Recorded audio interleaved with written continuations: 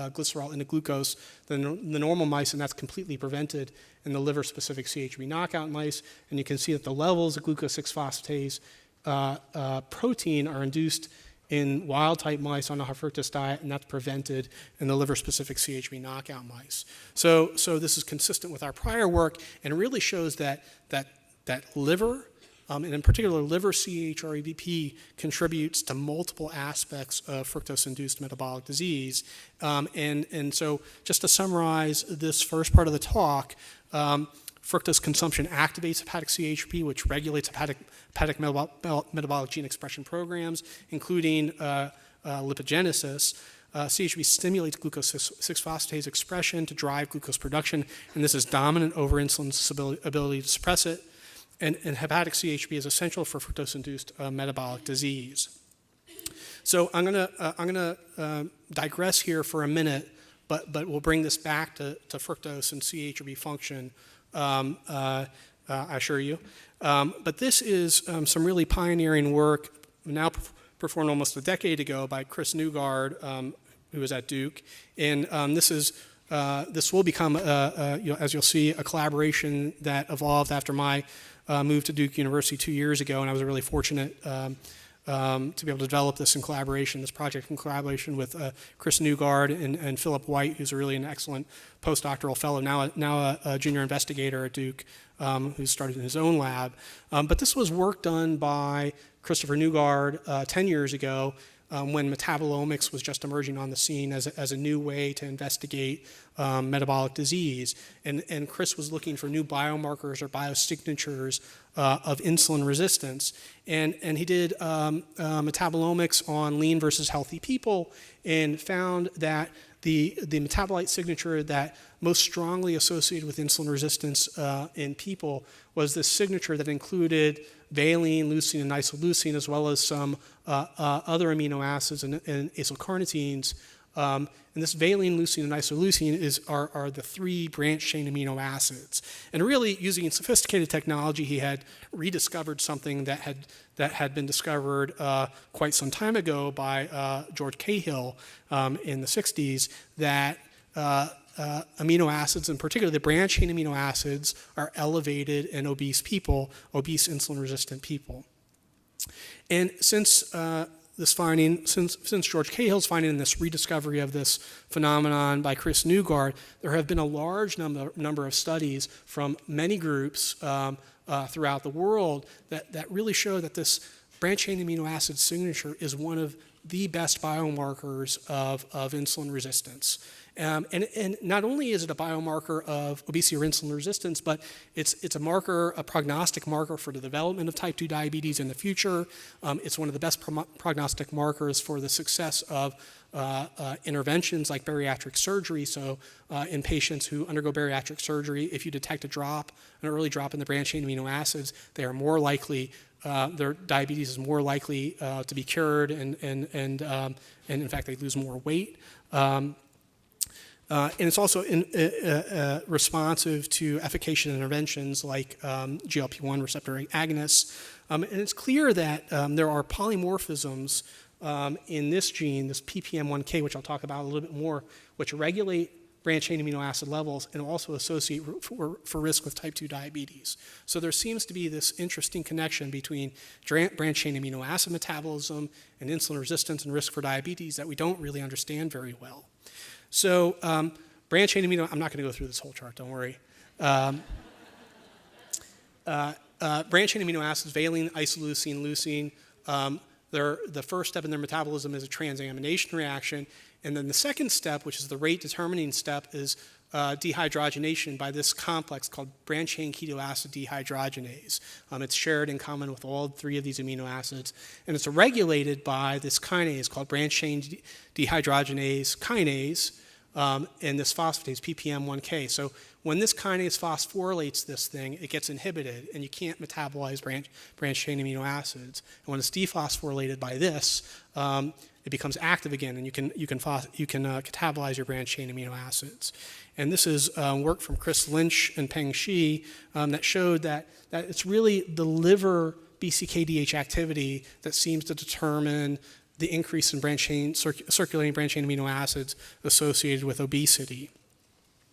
So this is work published now a couple years ago from Philip White as part of his ADA Pathway Award, that he showed that if you inhibit BCKDH in the liver, that it ends up shunting the branched chain amino acids to muscle, and muscle overloaded branched chain amino acid or branched chain keto acids can contribute to insulin resistance. So there's this interesting connection kind of between the two. But this led us to some questions related to work we were doing in our lab, and in particular, well, how are BDK and PPM1K regulated? And this really emerged not from our own observations, but from some of our colleagues working in the CHRE field. This is a paper from Ji-Young Cha, who was studying CHREBP in human HepG2 liver-like cells and doing a technique called ChIP-seq, trying to map the complement of binding sites for CHREBP in these cells. And one of the places that she found that CHB was binding was in this BCKDK gene, this gene that's the kinase that regulates branched chain ketoacid dehydrogenase. So that was very interesting.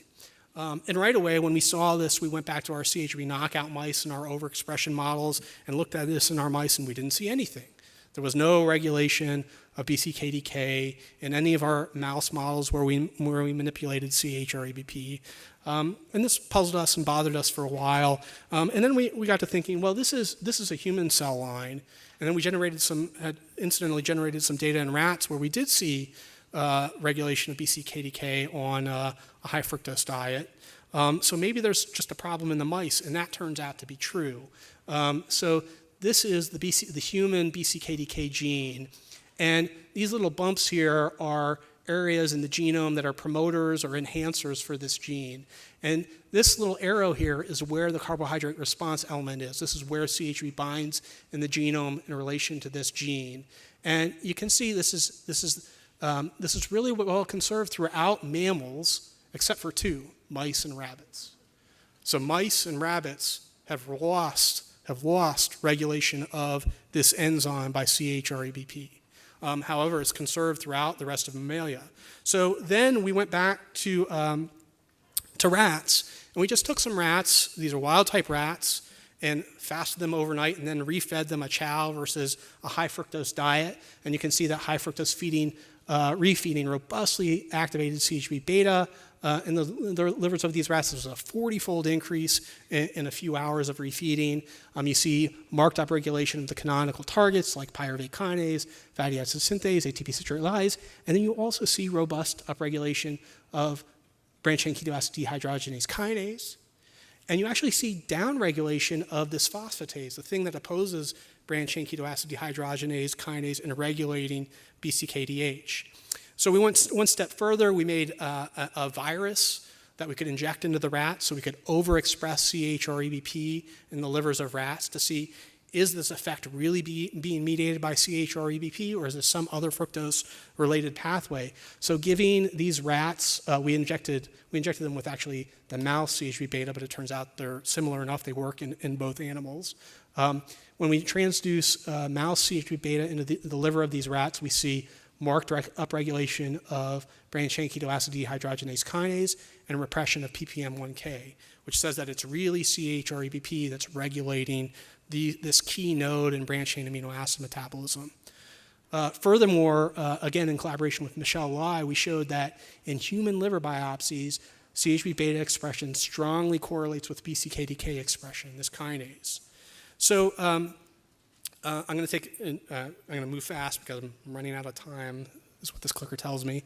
But we took this even a little bit farther, or I should say Philip White took this farther, which is he wanted to know, was regulating this BDK PPM1K node enough to improve metabolism in genetic models of disease? So he used two strategies. He and his collaborators made this compound BT2, which inhibits BDK activity, and then they used a virus to express PP1K in rat livers. And just to cut this short, both interventions, whether you inhibit BDK or you activate PPM1K in the liver, is sufficient to improve metabolism in genetically obese rats. But then they did one other thing, which is they thought to themselves, okay, we know this phosphorylation and this phosphatase are regulating BCKDH, this key node in branched-chain amino acid metabolism, but maybe they're doing other things too. So they did a proteomic screen to see whether these agents were activating or inhibiting any other interesting targets. And the one target that emerged from this was ATP citrate lyase. So this is a key enzyme in de novo lipogenesis that is directly regulated by CHR-EBP. And this is the enzyme that exports, cleaves the citrate exported from the mitochondria that's used as substrate to synthesize fatty acids. And in contrast with BCKDH, where phosphorylation inhibits it, phosphorylation of ATP citrate lyase at this site actually activates it. So now you have, this is just to show that, now you have CHRAB, the central regulatory node, responding to high fructose diet or other forms of overnutrition. And CHB itself regulates all of these lipogenic and glycolytic enzymes and glucose 6-phosphatase, as we've shown. But it also regulates, activates expression of this kinase, which phosphorylates this key step in lipogenesis, and it inhibits branched-chain amino acid catabolism. And it's as if this is kind of a central switch for sensing carbohydrate status, right? If you have carbohydrate overload in your liver as sensed by CHR-EBP, well, you don't need to catabolize your branched-chain amino acids. You can preserve those for other anabolic purposes. And there's plenty of substrate around to make lipids, so we activate the lipogenic program. But we think that in the setting of modern obesity, where you're just so overloaded with lipid and other substrates, this additional insult of inhibiting branched-chain amino acids potently when there's already a lipid overload in the muscle is just providing a little bit more substrate that's further exacerbating insulin resistance in the muscle. So just to summarize, hepatic CHRB is a critical nutrient sensor, highly responsive to ingested fructose and overnutrition that regulates multiple signaling systems contributing to metabolic disease. It directly regulates lipogenic enzymes that contribute to steatosis and hypertriglyceridemia. It directly regulates gluconeogenic enzymes, including glucose 6-phosphatase, that contribute to hepatic insulin resistance. And it regulates this key metabolic kinase and phosphorylase that further activates lipogenic enzymes and inhibits branched-chain amino acid catabolism, contributing to systemic insulin resistance. So I'd like to acknowledge this was obviously a lot of work by a large number of people, members of my lab who did most of the mouse genetic work, members of the DMPI proteomics core and metabolomics cores who are heavily involved with many aspects of this work. The Newgard lab and Philip White, who really led all the branched-chain amino acid work,